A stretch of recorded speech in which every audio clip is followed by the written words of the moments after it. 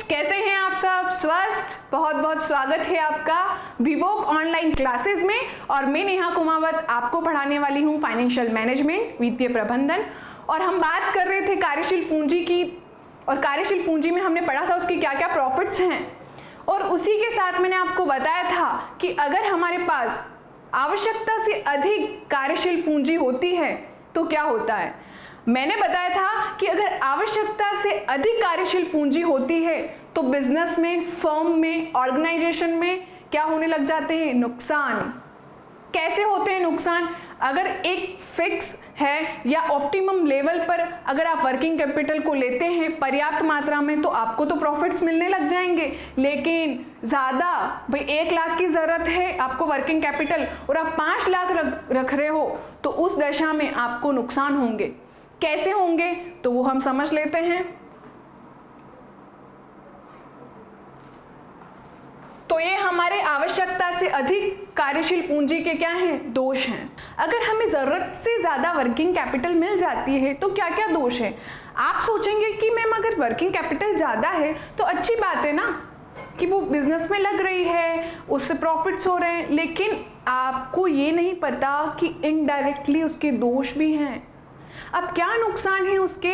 तो पहला है अनावश्यक सामग्री का संग्रह, यानी ऐसी मटेरियल, ऐसा कच्चा माल जो आवश्यक नहीं है उसका भी संग्रह हो रहा है। जैसे कि अगर मैं बात करती हूँ, हम बात जो लेकर आते हैं रॉ मटेरियल, तो जब रॉ मटेरियल कंज्यूम करते हैं तो हमें जितनी नीड होती है उतनी हम लेकर आते हैं, फिर उसको बिजनेस के साइकिल, ऑपरेटिंग साइकिल में हम लगाते हैं, राइट, और वो वर्किंग कैपिटल कहलाती है। लेकिन हम एक्स्ट्रा माल लेकर आ गए जिसका कुछ भी हो सकता है, यानी चोरी हो सकती है, क्षति हो सकती है, ज़्यादा स्टोरेज करने से खराब हो सकता है, या ऐसी कुछ कंडीशन हो गई जहाँ पर आप अनावश्यक रूप से माल लेकर आ गए, सामग्री लेकर आ गए, तो आपको क्या होगा? आपका वेस्टेज हो जाएगा, आपको क्या हो जाएगा? लॉस हो जाएगा आपके स्टॉक का। तो आपकी जो वर्किंग कैपिटल है वो क्या हो जाएगी? उसके लिए क्या है? दोषपूर्ण हो जाएगी। तो आवश्यकता से अधिक भी हमारे पास क्या है? वर्किंग कैपिटल है, तो हम क्या कह रहे हैं इस पर्टिकुलर पॉइंट में कि हम स्टॉक ज़्यादा लेकर आ जाएंगे तो उसको क्या करना पड़ेगा? हमें स्टोर करना पड़ेगा। स्टोर करने पर क्या होंगे? खर्चे होंगे। हो सकता है उसका नुकसान भी हो जाए, हो सकता है उस स्टॉक का क्या हो जाए? चोरी हो जाए, क्योंकि आवश्यकता से अधिक हमने खरीद लिया है। तो इन दशाओं में क्या होगा? हमें जो है कार्यशील पूंजी के दोष पता चलेंगे। उसके बाद दूसरा है दोषपूर्ण साख नीति। अब दोषपूर्ण साख नीति में क्या होता है कि सपोज आपके पास कैपिटल ज़्यादा आ गई तो हमने वसूली करना कम कर दी। अब वसूली किससे करेंगे? डेटर से करेंगे, BR से करेंगे। तो जो भी हमारे अकाउंट रिसीवेबल है जिनसे हम क्या करेंगे? वसूली करेंगे। तो हम ढील दे देते हैं कि आज नहीं तो कल पैसा वसूल कर लेंगे। भाई हमारे पास जब कैपिटल पड़ी है तो हमने ढील दे दी कि हम वसूली बाद में कर लेंगे। अब जब हमने ढील दे दी तो हो सकता है जब हम सोच रहे हैं कि बाद में वसूली की जाए तो वो पैसे ही ना दे, कुछ भी हो सकता है। तो हमारे जो ऐसा पैसा जो हमने डेटर को दिया है उससे वसूली नहीं की तो वो डूब जाएगा, वो डूबत ऋण बन जाएगा। तो क्या होगी? हमारी जो पॉलिसी है वो क्या हो जाएगी? डिफेक्टिव हो जाएगी, दोषपूर्ण हो जाएगी। तो अत्यधिक कार्यशील पूंजी के नुकसान है। उसके बाद आवश्यकता से अधिक है ना, आवश्यकता से अधिक कार्यशील पूंजी का ये नुकसान है। दूसरा है प्रबंध की अकुशलता। अगर आपके पास आवश्यकता से अधिक कैपिटल पड़ी है, आवश्यकता से अधिक कार्यशील पूंजी पड़ी, इसका मतलब ही ये है कि आपका मैनेजमेंट सही नहीं है, आपका मैनेजमेंट सही नहीं चल रहा है। आपकी आवश्यकता से अधिक तो कैपिटल होनी ही नहीं चाहिए। अगर है तो उसको दूसरी जगह इन्वेस्ट करो, उससे आपको रिटर्न्स मिलेंगे। आप एक्स्ट्रा क्यों रख रहे हो? अगर आप जितनी पर्याप्त मात्रा में रख रहे हो उससे काम हो रहा है तो अच्छी बात है। अगर हम कहते हैं कि 1 लाख की वर्किंग कैपिटल से मेरे मंथली वर्किंग कैपिटल के एक्सपेंसेस फुलफिल हो रहे हैं, वो सब काम हो रहा है, तो मैं यहाँ जबरदस्ती 2 लाख रुपए क्यों रखूँ? क्यों ना इस 1 लाख रुपए को मैं दूसरी जगह इन्वेस्ट कर दूँ जो मुझे प्रॉफिट मिले। सीधी सी बात है कि अगर हम 2 लाख रुपए यहाँ रखेंगे तो कोई मतलब तो है नहीं। स्टॉक में एक सारा पैसा लगा रखा है, वो पता नहीं प्रोडक्शन कब देगा, या जो भी हमें वर्किंग कैपिटल है उतनी ही लग रही है, तो हम अतिरिक्त क्यों रखें, अधिक क्यों रखें? तो अधिक, आवश्यकता से भी अधिक रख रहे। भाई आवश्यकता 1 लाख लाख की है तो आवश्यकता से अधिक क्यों रख रहे हो? तो उसमें आपको क्या होगा, इसका अगर आप मैनेज नहीं कर पाए इसका मतलब ही क्या है, आपका जो प्रबंध की है वो अकुशल है, यानी आपका मैनेजमेंट सही नहीं है, तभी आपने आवश्यकता से अधिक कार्यशील पूंजी बिजनेस में रख रखी है। दूसरा, लाभों पर प्रभाव। अब लाभों पर प्रभाव कैसे पड़ता है? सपोज मैंने वो बात करी कि ये 1 लाख रुपए कहीं और इन्वेस्ट किए होते, हमें ज़रूरत है 1 लाख की वर्किंग कैपिटल की, हम बात करें हमें सिर्फ ज़रूरत है वर्किंग कैपिटल 1 लाख की, और हम यहाँ ज़बरदस्ती 5 लाख रुपीज़ रख रहे हैं कि कोई बात नहीं 5 लाख हमें चाहिए, हम कैश में भी रख रहे हैं, हम स्टॉक में भी रख रहे हैं, तो कुल मिला के 5 लाख रुपए हम वर्किंग कैपिटल रख रहे हैं। नीड ही नहीं है, नीड यहाँ पर 1 लाख की है, तो आप क्या करते हैं, जो एक्स्ट्रा 4 लाख रुपया है ना, ये 4 लाख एक्स्ट्रा पड़े हुए, इसको आप दूसरी जगह इन्वेस्ट करते, किसमें भी इन्वेस्ट करते, बैंक में करते, शेयर में करते, तो आपको रिटर्न्स मिलते, आपको लाभ मिलते। तो वो लाभ क्या होते हैं, आपको मिलते तो आपके लिए अच्छा रहता, आपके बिजनेस के लिए लाभदायकता बढ़ती। तो आप इन्वेस्ट नहीं कर पाए तो आपके लाभों पर भी क्या हुआ, विपरीत प्रभाव हुआ। अगर आप विनियोग करते तो आपको रिटर्न्स मिलते, नहीं मिले तो ये आपको इफेक्ट करता है। अगर अतिरिक्त की बात करें, आवश्यकता से अधिक की बात कर रहे हैं, तो आवश्यकता से अधिक हमारे पास अगर कैपिटल है तो उसका नुकसान है कि क्या है, लाभों पर भी विपरीत प्रभाव पड़ेंगे, ये बिल्कुल हो रहे हैं। उसके बाद अंशधारियों में असंतोष। जो शेयर होल्डर्स होते हैं वो अनसेटिस्फाई हो जाते हैं, क्यों होते हैं कि जब हमें रिटर्न्स नहीं मिल रहे हैं, जब हमने बात करी अगर ये 4 लाख रुपए हम कहीं और इन्वेस्ट करते तो हमें रिटर्न मिलते, जब हमें रिटर्न नहीं मिल रहे तो हम क्या करेंगे, शेयर होल्डर्स को भी हमारी आय नहीं होगी, हमें रिटर्न्स नहीं मिल रहे, हमें लाभ नहीं हो रहे, तो हम क्या करते हैं उस दशा में, शेयर होल्डर्स को, इन्वेस्टर्स को भी पैसा कम देते हैं, यानी डिविडेंड कम देते हैं। तो जब उन्हें कम डिविडेंड मिलेगा तो वो क्या हो जाएंगे, असंतोष हो जाएंगे।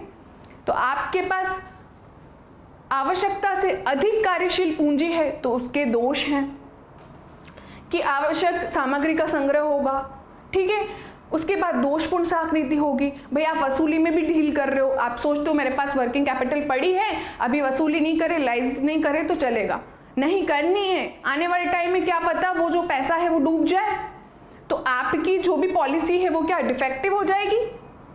तो दूसरा हो गया दोषपूर्ण साख नीति। तीसरा है प्रबंध की अकुशलता।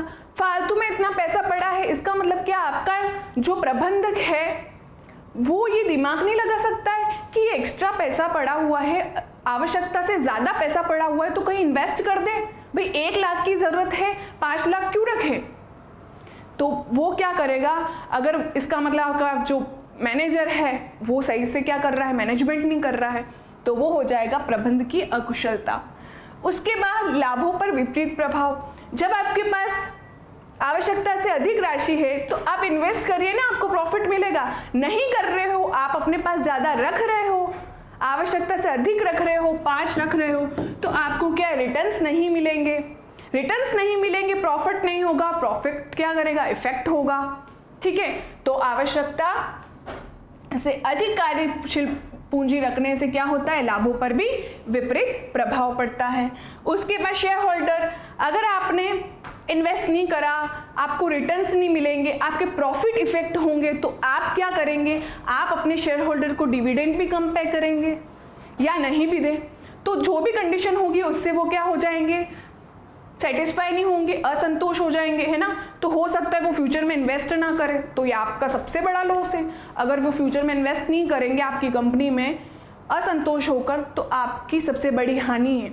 तो बात यहाँ आती है कि हमारी जो भी वर्किंग कैपिटल है वो एक ऑप्टिमम लेवल पर होनी चाहिए, ना आवश्यकता से ज़्यादा होगी तो ये नुकसान होंगे, और नहीं आवश्यकता से कम होनी चाहिए, यानी पर्याप्त होनी चाहिए।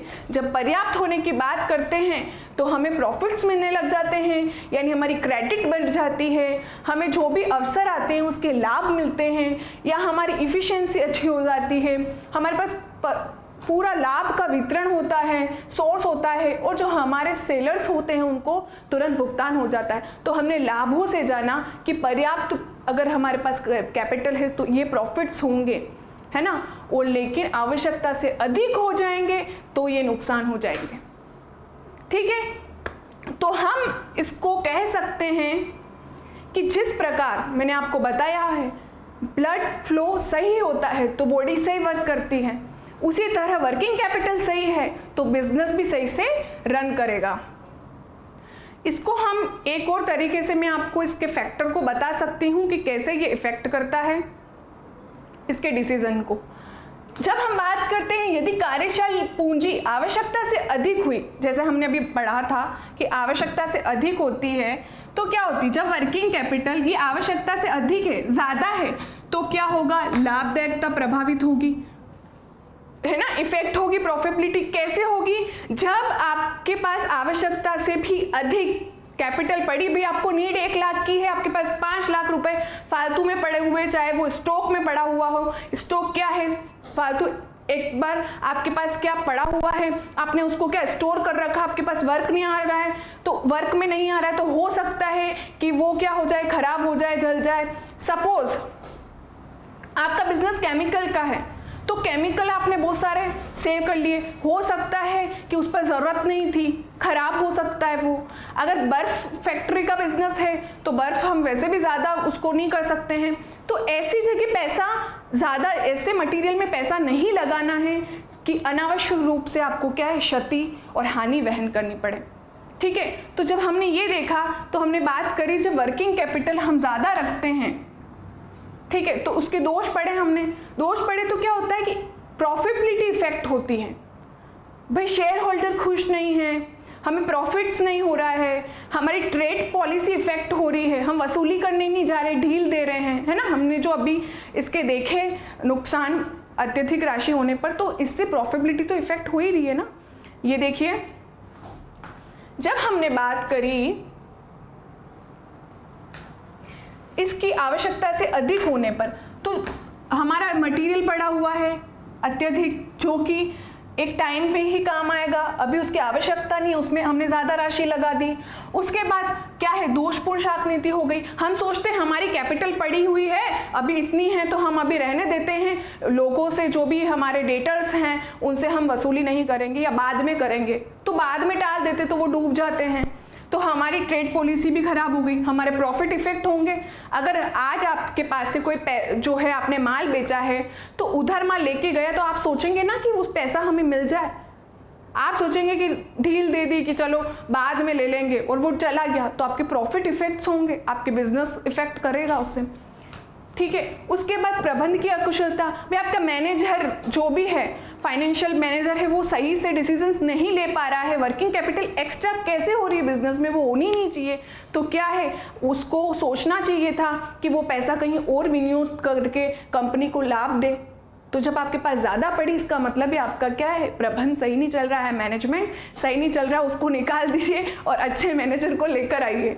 उसके बाद लाभों पर विपरीत प्रभाव, तो लाभों पर विपरीत प्रभाव होगा ही, मैंने आपको बताया, दूसरी जगह इन्वेस्ट करता तो रिटर्न्स मिलते हैं, फिर रिटर्न्स मिलेंगे, अच्छे प्रॉफिट्स होंगे, तो क्या होगा, लाभों पर विपरीत प्रभाव होगा। अगर ज़्यादा राशि में कैपिटल पड़ी हुई है आपके पास, आवश्यकता से अधिक पड़ी हुई है, तो आप इन्वेस्ट नहीं कर रहे हो, वो क्या है, जो हमारे पास सोर्सेज हैं, जो हमारे पास फंड पड़ा हुआ था, जो हम डेप्ट से भी लेकर आए, इक्विटी से भी लाए, वो पड़ा हुआ है, उसका यूज़ ही नहीं आया, जबकि उनका ब्याज चढ़ रहा है, कहाँ, बैंक वालों से लेकर आए हैं, शेयर होल्डर से लेकर आए हैं, भाई वो जो फंड है वो यूटिलाइज नहीं हो रहा है, तो वो फंड यूटिलाइज ही नहीं हो रहा है, तो क्या है, प्रॉफिट इफेक्ट्स होंगे। उसके बाद अंशधारियों में असंतोष तो होगा ही, जब प्रॉफिट ही नहीं है आपके पास, या फिर जो आपकी प्रॉफिट दूसरी जगह इन्वेस्ट करने से भी आपने रिटर्न नहीं लिए हैं, तो एक्स वाई जो भी कंडीशन है जिससे आपके पास लाभ नहीं है, तो आप क्या करोगे, शेयर होल्डर को क्या करोगे, डिविडेंड ही पे नहीं करोगे, तो वो क्या हो जाएंगे, असंतोष हो जाएंगे। ठीक है, तो ये सारे नुकसान होंगे, वो इन फ्यूचर में क्या इन्वेस्ट ही नहीं करेंगे, ट्रेड पॉलिसी आपकी खराब हो गई, आपने ढील दे दी, आपका मैनेजमेंट सही नहीं है। तो देखिए वर्किंग कैपिटल आवश्यकता से ज़्यादा होने पर कितना नुकसान देती है, प्रॉफिटेबिलिटी को इफेक्ट करती है। तो वही मैं आपको यहाँ बताना चाहती हूँ कि जब हम बात कर रहे हैं वर्किंग कैपिटल के ज़्यादा होने की, तब ज़्यादा होती है तब क्या होता है, लाभदायकता प्रभावित होती है, हमने देख लिया। उसी प्रकार कार्यशील पूंजी आवश्यकता से कम है तो भी तरलता प्रभावित होगी, क्या प्रभावित होगी? लिक्विडिटी। अब लिक्विडिटी क्या है? सपोज आपके पास कैश पैसा पड़ा है, किसी को अपन पेमेंट कर रहे हैं, ठीक है, तो जो आपके पास आपके खर्चों के लिए पर्याप्त नकद है ना, कैश है, उसको कहा जाता है लिक्विडिटी। तो तरलता कहते हैं। जब आपके पास वर्किंग कैपिटल बहुत कम है तो ऑब्वियसली आपकी क्या, लिक्विडिटी कम हो गई, तो आपकी क्या इफेक्ट होगी? लिक्विडिटी इफेक्ट होगी। अगर आपके पास वर्किंग कैपिटल कम है, आप स्टॉक नहीं खरीद पाओगे, आप फिर लेबर को पेमेंट नहीं कर पाओगे, राइट। उसके बाद आप जो भी है सेलिंग करोगे या जो पैसा आएगा फिर से आप कैश को उसको स्टॉक परचेज करोगे, तो इस प्रोसेस में तो पैसा चाहिए। तो आपके पास जब वर्किंग कैपिटल है क्या होगी? कम होगी, तो आपकी लिक्विडिटी कम हो जाएगी, आप क्रेडिटर्स को पेमेंट नहीं कर पाओगे टाइम पे।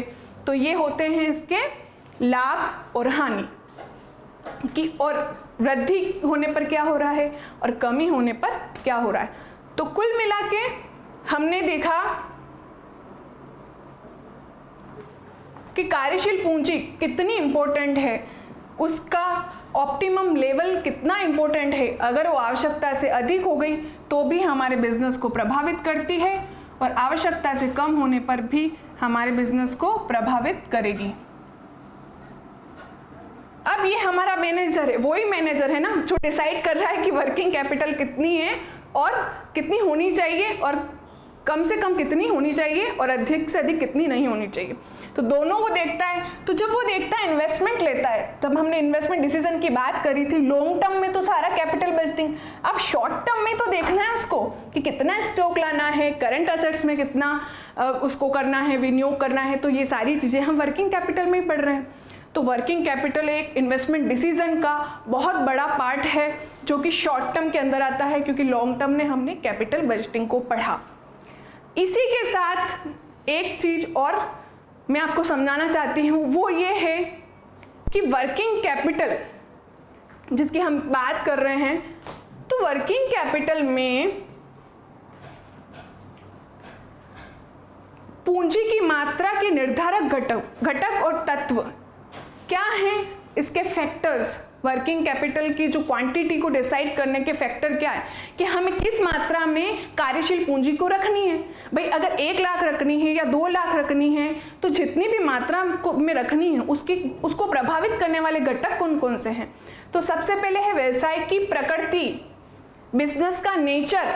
सपोज बिजनेस का नेचर प्रोडक्शन का है, उद्योग जब चलते तो मशीनें चलती है। अब मशीनें क्या मांगती है? माल, रॉ मटेरियल मांगती है। तो रॉ मटेरियल जब हम लाएंगे तो हमें वर्किंग कैपिटल की ज़्यादा ज़रूरत होगी। किसकी ज़रूरत होगी? वर्किंग कैपिटल की ज़्यादा। जब हमारा बिजनेस का प्रकार मैन्युफैक्चरिंग का है, प्रोडक्शन का है, तो उसमें हमें वर्किंग कैपिटल की ज़्यादा ज़रूरत होगी। लेकिन अगर आपका बिजनेस का प्रकार जो है प्रकृति है, वो सर्विस है, सर्विस देना है, प्रोडक्शन मैन्युफैक्चरिंग नहीं है, जहाँ पर लेबर वर्क ज़्यादा कर रही है, तो उस दशा में आपकी वर्किंग कैपिटल की नीड कम हो जाएगी। क्यों कम हो जाएगी? लेबर वर्क कर रही है, लेबर को क्या करना है? पेमेंट करना है, तो उनका पेमेंट फिक्स है, तो हमें क्या है? वर्किंग कैपिटल जितनी चाहिए उतनी ज़रूरत होगी। लेकिन अगर हमारी बिजनेस की प्रकृति मैन्युफैक्चरिंग की है, निर्माण का काम करती है, मैन्युफैक्चरिंग का काम करती है, तो क्या हो जाएगा? उसको वर्किंग कैपिटल की ज़्यादा ज़रूरत पड़ेगी। एक बार मैं आपको फिर से व्यवसाय की प्रकृति पर बात करते हैं। व्यवसाय की प्रकृति पर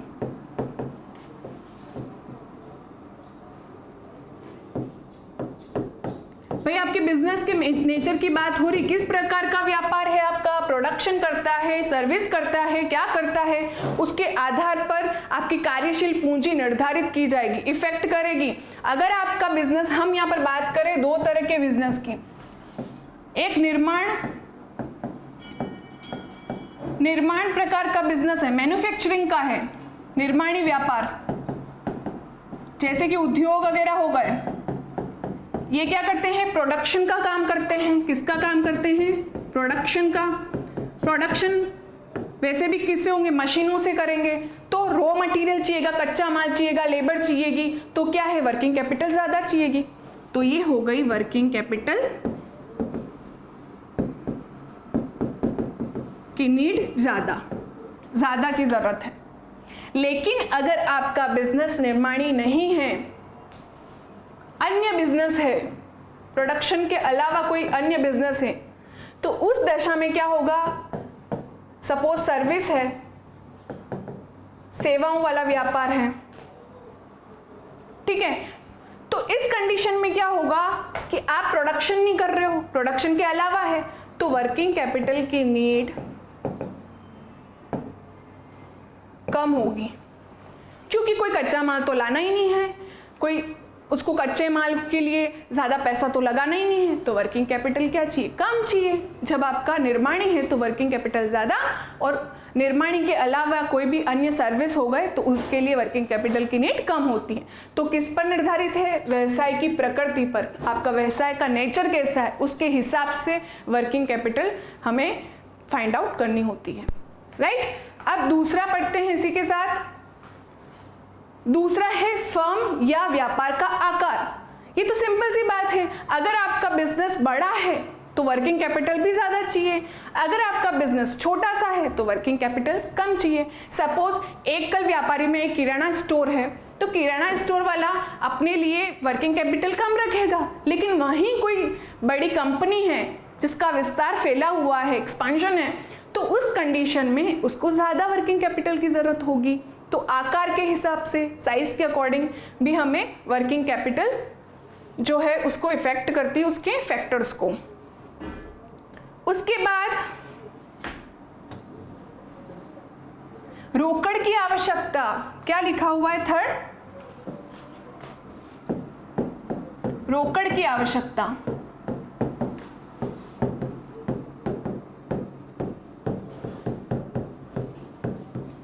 अब जिस बिजनेस में कैश की आवश्यकता ज्यादा होती है, ऐसा कोई बिजनेस है जिसमें गुल्लक में कम से कम पैसे चाहिए ही, कैश चाहिए है, 1 लाख रुपए हमें चाहिए और स्टॉक चाहिए 50,000, स्टॉक चाहिए 50,000 और कुल मिला के 1.5 लाख रुपए तो हमें हर महीने चाहिए हमारी वर्किंग कैपिटल। WC हमें वर्किंग कैपिटल चाहिए ही है 1.5 लाख रुपए, क्योंकि रोकड़ की आवश्यकता है, इसके बिना जो है हम ऑपरेशन नहीं कर सकते, बिजनेस को ऑपरेट नहीं कर सकते, परिचालन क्रियाओं में भाग नहीं ले सकते। तो उस कंडीशन में अगर आपको रोकड़ की आवश्यकता ज़्यादा होती है तो आपको वर्किंग कैपिटल ज़्यादा रखनी होती है। लेकिन आपका बिजनेस ऐसा है जिसमें कैश की ज़्यादा ज़रूरत नहीं होती है, तो उसमें वर्किंग कैपिटल आपको कम रखनी होगी। तो आवश्यकता, रोकड़ की आवश्यकता के आधार पर क्या होता है, वर्किंग कैपिटल ज़्यादा चाहिए, और रोकड़ की आवश्यकता नहीं है तो क्या है, वर्किंग कैपिटल कम से भी काम चल जाएगा। इसी के साथ फोर्थ है उत्पादन की नीतियाँ, प्रोडक्शन पॉलिसीज। सपोज हमने बात करी थी मौसमी उद्योग की जब बात कर रहे थे, तो उसमें हमने देखा कि जब सीजन आता है, सीजन की जब हम बात करते हैं तो क्या होता है कि जब नॉर्मल सीजन में जो प्रोडक्शन हो रहा है तो उतनी तो कैपिटल हमको वर्किंग कैपिटल चाहिए, लेकिन जैसे ही सीजन आता है वर्किंग कैपिटल बढ़ जाती है। तो जब सीजन की बात करते हैं तो उसमें क्या हो जाता है, सीजन की बात करते हैं तो हमें वर्किंग कैपिटल की नीड ज़्यादा होती है, लेकिन अगर सीजन नहीं है तो वर्किंग कैपिटल, कम वर्किंग कैपिटल से भी काम चल जाता है। जैसे हमने हलवाई का एग्जाम्पल लिया था, तो दिवाली आई, होली आई, तो उसको वर्किंग कैपिटल की नीड ज़्यादा हो जाती है, तो वो क्या करता है, वर्किंग कैपिटल की नीड ज़्यादा हो जाती है तो क्या होगी, उत्पादन की नीतियाँ उसकी ऐसी है, पॉलिसीज ऐसी है कि अगर वो सीजनल बिजनेस कर रहा है तो उसको वर्किंग कैपिटल ज़्यादा चाहिएगी, अगर नॉर्मल डेज हो गए तो उसको क्या है, वर्किंग कैपिटल कम चाहिएगी। ठीक है, फिर उसके बाद है माल की आवृत्ति, फ्रीक्वेंसी ऑफ स्टॉक इन्वेंट्री। अब ये क्या है ये भी बता देते हैं, माल की आवृत्ति।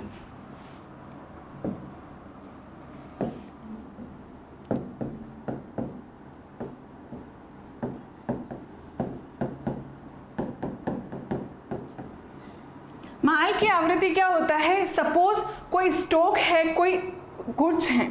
सबसे पहले आपको बताते जब इन्वेंट्री होती है ना, इन्वेंट्री होती है तो क्या होता है, इसमें रॉ मटेरियल होता है, कच्चा माल होता है,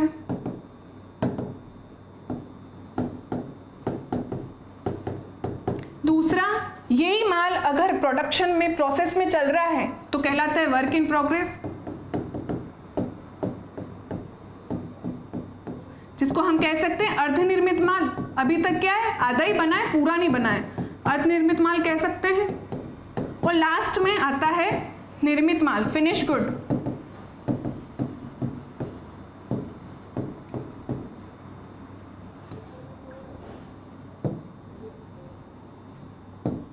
निर्मित माल। और इन तीनों ही प्रकार के स्कंद को, स्टॉक को कहा जाता है इन्वेंट्री, राइट। जब आपका बिजनेस क्या है कि अगर कोई आप प्रोडक्शन का बिजनेस करते हो तो उसमें लंबा टाइम लगता है। सपोज ऐसा प्रोडक्ट बनाते हो, बेग का ही ले लेते हैं, तो बेग में सबसे पहले आप चमड़ा लेकर आते हो, फिर उस बेग को क्या करवाते हो, कन्वर्ट करवाते हो, उसको चेंज करवाते हो, उसकी फिनिशिंग करवाते हो, फिर वो उसका जो है सिलाई स्टार्ट होती है, वो कंप्लीट होता है और काफ़ी टाइम लगता है, काफ़ी प्रोसेस में। सपोज आपको 1 महीने में आपको बना के देता है, तो जिस प्रोडक्ट में या जिस भी मटेरियल में, मटेरियल की बात हो रही, माल में समय अवधि ज़्यादा लगती है प्रोडक्शन की, तो उसमें क्या होता है, वर्किंग कैपिटल की नीड कम होती है। 1 महीने में आपको वो बेग कंप्लीट करके दे रहा है, तो 1 महीने बाद फिर से प्रोडक्शन स्टार्ट होगा, तब हमें कैपिटल की नीड होगी नेक्स्ट मंथ। तो क्या हो गया, वर्किंग कैपिटल की कम रिक्वायरमेंट होगी, आपकी प्रोडक्शन जो अवधि है या जो पीरियड है वो ज़्यादा लगता है। तो वहीं अगर आपकी प्रोडक्शन कम समय में हो जाता है, जैसे 2 दिन में ही, 2 डेज में ही आपका ये बेग जो है कंप्लीट होके दे रहा है, तो जैसे 2 दिन हुए आपके पास कैश आई, कैश से आप वापस क्या है, परचेज करने गए रॉ मटेरियल, फिर वापस आपने प्रोडक्शन करा, तो 2 डेज में ये कंप्लीट हो रहा है सर्कल। तो क्या होगी, वर्किंग कैपिटल की नीड ज़्यादा होगी, हमें कार्यशील पूंजी की मात्रा जो है ज़्यादा रखनी पड़ेगी, ज़्यादा हमें रिक्वायरमेंट होगी। उसके बाद माल की आवृत्ति देख ली, क्रय विक्रय की शर्तें हो गई। क्रय विक्रय की शर्तों में क्या होगा कि अगर बोल दिया जाता है कि मैं क्रय परचेज, जो कच्चा माल होगा वो परचेज ज़्यादा करूँगा या ज़्यादा करूँगी, तो उस कंडीशन में आपको वर्किंग कैपिटल ज़्यादा चाहिएगी। जब आप रॉ मटेरियल ज़्यादा खरीदोगे तो कच्चे माल की ज़्यादा ज़रूरत होगी, ज़्यादा खरीदते हो तो वर्किंग कैपिटल ज़्यादा चाहिए। लेकिन आप बोलते हैं मैं किश्तों में खरीदूंगा, टुकड़ों में खरीदूंगा, तो उस कंडीशन में आपको वर्किंग कैपिटल कम चाहिए। उसी प्रकार विक्रय, आप बोलते हो जो मैं विक्रय करूंगा तो वो उधार पे ज़्यादा करूंगा, तो जब आप उधार पे करेंगे तो आपकी वर्किंग कैपिटल कम हो जाएगी। क्यों होगी, क्योंकि जब उधार में आप माल बेचोगे, जो आपको पेमेंट देने वाले हैं, जो भी आपके डेटर्स हैं, वो पेमेंट बाद में देंगे, तो आपके पास पैसा आया ही नहीं, तो वर्किंग कैपिटल बनी ही नहीं, तो आपके पास क्या हो जाएगी, वर्किंग कैपिटल कम हो जाएगी।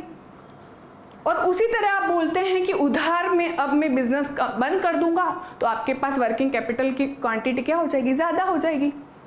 उसके बाद बैंकिंग रिलेशन, बैंकिंग संबंध, जब आप कार्यशील पूंजी का एक ऑप्टिमम लेवल लेकर चलते हो तो बैंक भी देखता है कि यार इनकी क्रेडिट फैसिलिटी अच्छी है ना, नहीं मतलब बैंक भी देखता है कि इनकी क्रेडिट फैसिलिटी इनको देनी चाहिए।